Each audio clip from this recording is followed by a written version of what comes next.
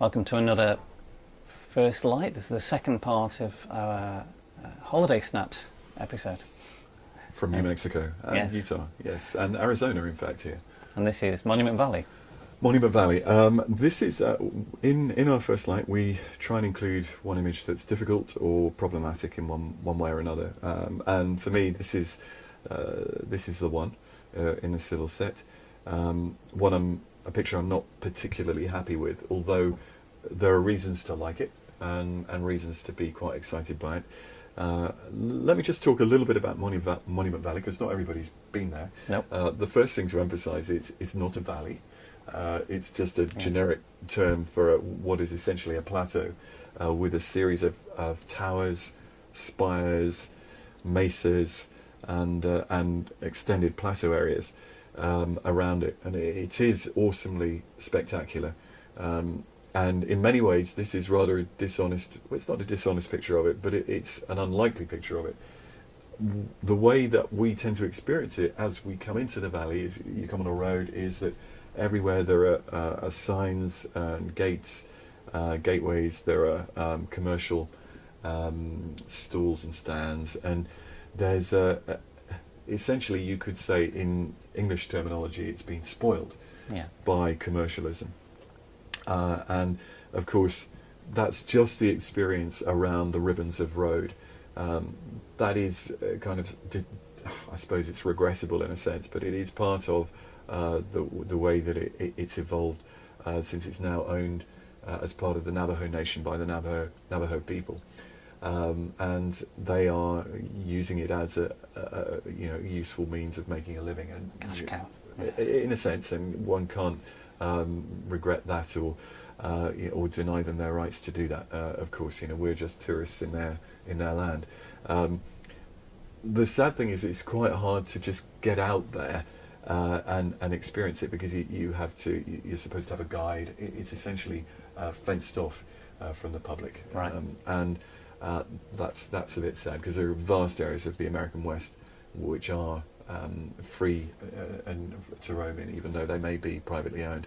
So, having said all of that, you can stand by the road, and this is literally right by the road on the way into the famous viewpoint that most people know of, the Mittens, and which was immortalised by many photographers, but especially Ansel Adams.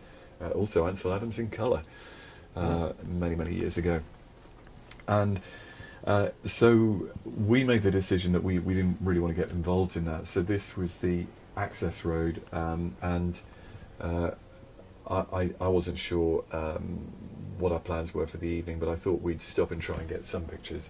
There was some nice lighting before the close of the day. So we just parked up and got our cameras out and took a few photographs. And I got quite interested in this tableau. It's a very flat arrangement as a composition, with the towers and mesas in the distance and this single tree. And I thought it was quite interesting the way everything was set up. I've avoided all sign of human occupation, and I think that even at actual pixels, where you can actually just see some little houses in the distance. Navajo homes. Navajo homes in below the buttes there, and that's not too bad really. At least in terms, it doesn't impose itself too much. It's a reminder that this is an occupied landscape, not some kind of wilderness.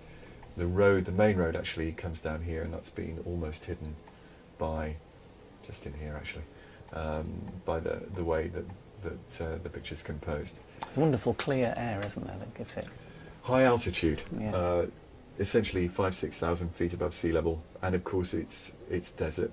It's not technically true desert. It's actually semi-arid, which is somewhere between 5 and 10 inches of rain a year. They would typically get, usually in intense downpours. Yes. And indeed, they got some of that rain while we were there, at least in the days around it, because summer storms are typically when most of the rain arises, and there was certainly rain around that day. In fact, we'd seen fantastic rains over Monument Valley earlier in the day when we were further north at the goosenecks of the San Juan River. And that partly explains why it's so green. Yes. So that is relatively recent greening up, even though it's midsummer. By this time of year in England, it can actually start to look quite dry. But here, with the recent rains, it had become very green. And the green here really kind of lends something quite beautiful to the otherwise stark and dusty semi-desert landscape. The composition depends on I suppose, two or three main ideas. There's the line of buttes in the distance. There's the clouds which seem to converge over the little tree. The tree is very deliberately composed to fit into a kind of relatively inactive area of the horizon. And then if we look closely, you can see that it has a kind of little baby tree. Of course, it's not actually a tree, it's some of the shrub, but it does echo the form of the main tree, and that's been quite self-consciously composed to try and get that to work as a kind of quirky observation, if you will. However, does that add up to anything really significant in the grand scheme of things? Well, for me, no. I don't feel that the composition has anything really much beyond what you see. It isn't transcendent in any way. It doesn't create, for me, particularly strong connections or indeed convey the kind of atmosphere or depth that I would like it to. And I mean, we've tried to analyse those sorts of characteristics before, and I'm not sure that I'm capable of fully understanding that here. I will say that the sky is quite bright over here on the right, especially, and yes, it is a beautiful sky. It's a fantastic sky. Yeah, it is a great sky. It's got lots of qualities, but no, you haven't used a polarizer on that. That's a natural colour in the top left of the sky. Yeah. Just the way the. In fact, I often think that at high altitude you get a sky that looks quite polarised anyway. Yes. Especially if you use a wide-angle lens and you're looking quite up into the sky as well. I have cropped it, by the way. This is from a single-phase file. Okay. With a standard lens. So the landscape is distant. Sometimes, too, I think that distance imposes a kind of distance. And if you aren't able to really make something strong of the foreground, something really engaging, then it can have a slightly detached quality about it. And I think it has an emotionally detached quality about it. I can't help feeling, and maybe it's fanciful to say this, but I can't help feeling the fact that I was ambiguous about the place. Yeah. Has reflected the way I feel about it as well in some way. Was this because of the commercialisation of what you saw there? I think so, yes. I felt that there was a barrier between me and the place that had been erected by the way it's been set up, by the commercialisation, by the fact that it's a kind of blacktop tarmac road with a lot of signs of everything's very kind of fresh and new, and somehow I'm trying to look at what ostensibly is a wild landscape, but I didn't feel very wild about it. I didn't feel very engaged or very connected, and as I say, I think that is probably reflected in the image. It's flowing off a little bit on the right, isn't it, too? That's not a very satisfactory resolution on that right-hand side. There's perhaps a few fixes that you could apply, perhaps darken down that corner. And we might just have a quick try and see if that works in any way, shape or form. I'm going to go to pixel feather at 250 for this, because we don't want anything to show. Just for now, I'm going to move these off onto our spare screen so I can see what I'm doing. Get rid of the info for now. Oops, come on. I seem to be always struggling with CS4. There we are. Okay, and the blue sky seems not too bad tonally. But if we just draw something like that, and if I bring the curves layer back, you can see I've applied, actually let me just put that one back and go to the new curves.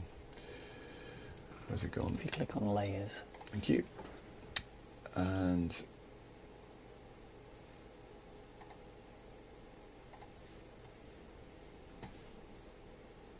pulling it back here. So I'm just going to darken down the mid-tones a little bit. And then just turn it on and off.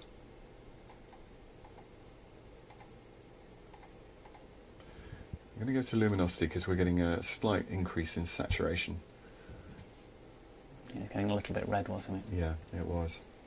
I'll go too far and come back. That's obviously because we're steepening the curve, the highlights are becoming more contrasty and saturated as well. So that isn't always the right way to do it. We could just pull the highlight, slide it down a little on the right and darken that off. It doesn't look too bad, that dark, actually. It doesn't, does it? And it is helping to close that end a bit. Okay, click on and off. I'm going to make it smaller. Sometimes it's easier to judge Yeah. at a distance. And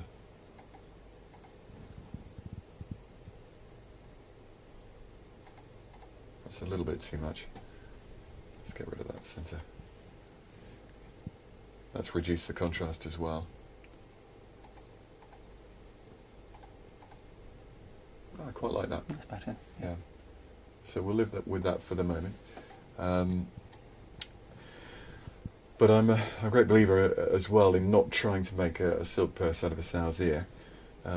Let's try one more thing. I think we can see it very small. It's now starting to have a little bit more atmosphere, but I have a feeling too that it will start to look false if I make any further adjustments. Let's just quickly do an image rotation and see if that gives us any clues. Out of interest, have you ever seen that polarization type look in the UK before when you've taken pictures? Good question. I would have said so, yes, but probably only when there's a very, very clear light. Right. And those unusual days, perhaps when the wind is blowing from the due north, which Yeah. it doesn't do very much. Yeah. And then, I mean, the word polarized, I think, is quite apt in a way because it reminds me of the fact that very, very cold air, Yeah.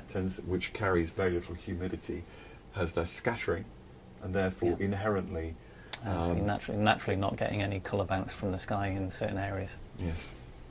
I don't know if this really tells us very much, other than it doesn't feel quite balanced. Even with that extra, in fact, this is now quite interesting to turn this on and off. You can see It's made it better. it has. It has. And in fact, I'm going to darken it a little bit, after all, and bring the bottom along a bit, and on and off again. It has improved it. Don't think there's too much doubt about that. So, okay, let's turn it back round again.